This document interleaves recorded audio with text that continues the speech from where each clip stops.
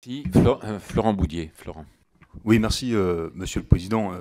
Bien sûr, remercier nos collègues députés parce que ce rapport était très attendu. Moi, j'ai pu le constater sur le terrain, dans une circonscription très viticole. Je dis souvent qu'elle compte Saint-Émilion, Pomerol, parmi d'autres qualités. Côte de Castillon, je pourrais en dire beaucoup.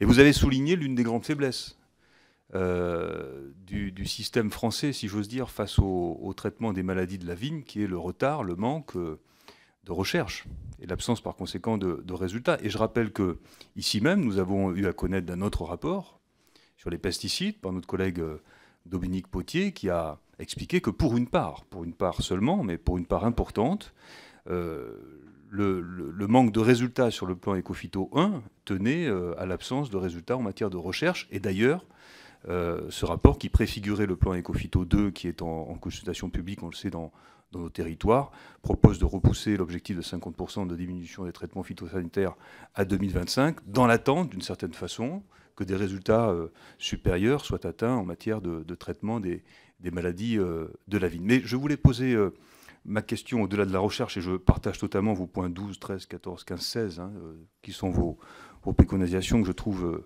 vraiment excellentes. J'ai pu constater dans ma circonscription, au mois de mai, au mois de juin, une attaque très violente du mildiou et la mise en cause du fameux bulletin de santé végétale qui est le résultat du plan Ecophyto 1 et qui nécessiterait sans doute d'être amélioré parce qu'il y a un très bon dispositif qui permet la prévisibilité, l'anticipation, donc la prévention sur les maladies de la vigne, qui permet par conséquent d'orienter le comportement des vignerons. Et dans le même temps, on a pu voir des cas avec des parcelles atteintes à 90%, notamment, je pense à la commune de Lussac, à Montagne.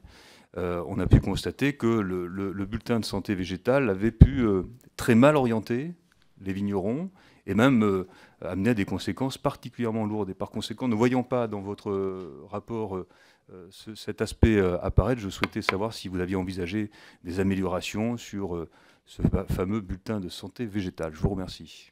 Merci.